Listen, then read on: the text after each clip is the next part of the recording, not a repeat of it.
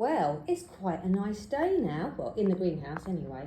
I just thought I'd give you a quick look at the greenhouse altogether. Neil said I did a good job of showing you the individual trays the other day, but you might actually like to see the plants from a distance and see how they're getting on. So I haven't watered anything since I came back because it's so damp, but I can see now. I'm having a shift around. I'm just moving some plants around to make sure that everybody gets adequate light. Oh look, here I've got some of the petite larkspur. So these were a much later sowing, but they're coming along beautifully now. Still getting a little bit of germination, but I've got millions of plants. So that's really good. So if you started yours late, they're probably about this size as opposed to these ones here, which are this size. Look a bit like parsley, don't they? Crikey, these ones are even bigger. So over the coming days and weeks, I'm going to start potting some of my plants on. The sweet rocket has already been done, so that's fine. I won't be potting that one again until after we plant it out. The yummy definitely needs doing, and the cornflowers. They're looking really great, but in order to keep them that way, they will need a bit more space soon, so you can put that on your list. Down here, we have got the sweet peas. They are all absolutely fine in their little 9cm pots. Don't worry about any leaning, just try and keep them untangled if you can, but they're looking pretty good at the moment. Yeah, these will go straight out for hardening off and then into the garden. We won't need to pot these on. And at the end there, let me go along for you. These are the hollyhocks. So these are our first year flowering hollyhocks, and we started them, I think, in March, not too early with them. And they flowered their socks off all summer. I cut them down. There's a video on my website showing how I did this. I dug them up and cut them down just to give them a bit of winter protection.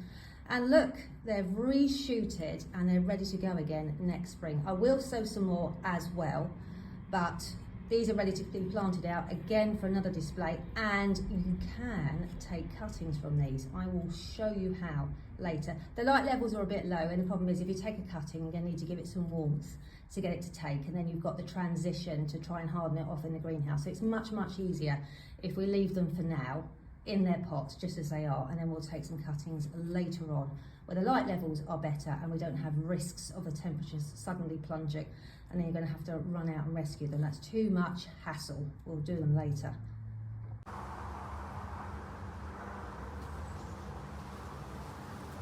The snapdragons are big enough that we can start to see the difference between the varieties with our eyes rather than just a label. So these are the Legend, that is light pink. The plants are massive, so they're going to make a fantastic display. And then up here, these are the Madam Butterfly. So they're a bit more stocky, but they give you those massive big flower heads because they aren't quickly pollinated. All the flowers stay on the plant. And then next door is our brand new variety. Look at those. They are huge plants, super easy to grow. So these are coming for the January seed shop. This was my final germination test, and you can see it's been a massive success. So I'm happy enough that these seeds can now go out to you.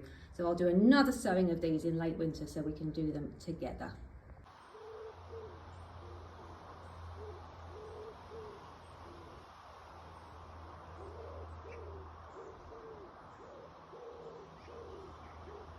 Even my brand new garden bed has survived the storm.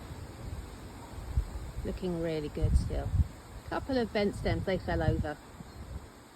So they've twisted a bit, but that's okay. I can cut those and use those for the house.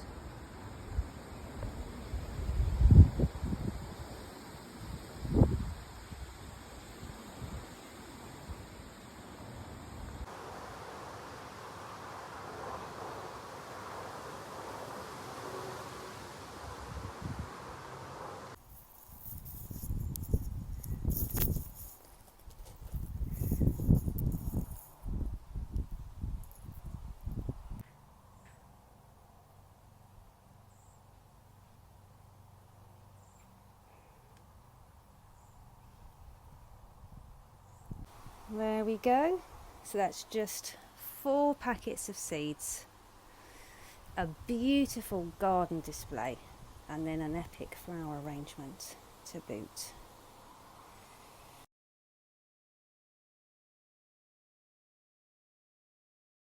Honestly, once I get in the greenhouse, I find it almost impossible to get back out again. Thank goodness for the lights.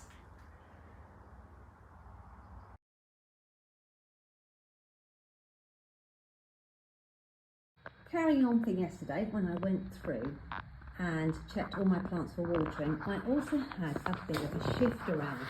Now, this is a good idea for a few reasons. Number one, you are able to move the plants and allow the air to get in between the plants, because you can see it's quite packed in here. So the air could get stale in between all of the trays. But by lifting them, turning them and moving them, not only are you making sure that you've got good light distribution, so everyone's getting their fair share of light, you're actually letting the air in.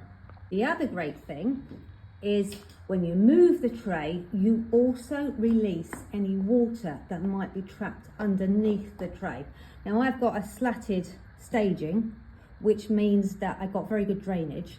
However, you're still going to get some of your drainage holes covered up if they're not sitting over the air gap. So by moving them, you will release any trapped water, and hopefully that will stop your plants from getting waterlogged. While you are checking your plants for watering and moving them around, you can give them a feed at the moment if you want to. Please don't do this when it's really cold, because it might encourage the plants to grow, and that new growth could get nipped by the frost. Best plant food to use for watering plants at this time of the year is seaweed tonic, but if you don't have any, I'm going to suggest you do only a half measure anyway. If you don't have any, then tomato food is better than nothing. You really only need to do your cornflowers and those plants that have really filled their 40-cell tray.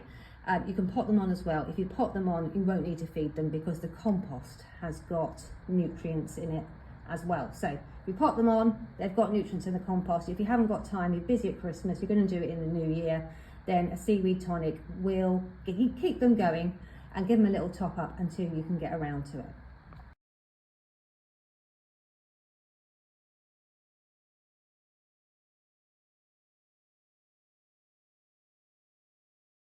Before you go bananas with your feeding, if you've got some plants that are yellowing, check first that they're not too wet.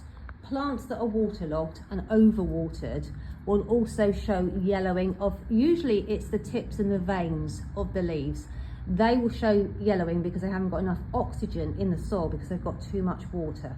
So make sure that your plants have got adequate drainage, and don't feed them if the compost is already wet. Just save that for another day. They're better off being on the drier side, so don't go feeding thinking that they're hungry, because they might not be. Plants that probably will need a feed are those plants that have filled their cells already quite well, and they'll be running out of nutrients in the compost. So best thing to do really is to pot them on. But if you haven't got time, it's Christmas. If you don't have time, then you can just give them a quick feed instead to keep them ticking over. But like I said, never, never, never when it's really cold, because otherwise they'll get some new growth, and then that's delicate and that'll get nipped by the frost. Just done the same thing with the sweet peas. So I've literally swapped the trays over and turned them around. I've also given them a bit of an air gap in between the plants. If you haven't got room for this, what you could do is just pop them outside for even 10 minutes. 10 minutes will let the air blow through the plants, do them a world of good, and then you can bring them back in. You don't have to do this all the time. It's been probably 3 or 4 weeks since I last moved all the trays round. So it's not a job that needs doing that often, but now is a really good time if you've got 5 minutes. It's just the same as if you have lots of guests in your house at Christmas. After they've gone, it feels a bit stuffy. So you open the window for 10 or 20 minutes, don't you? And have a bit of a blow through. So it's just exactly the same thing, but for your plants.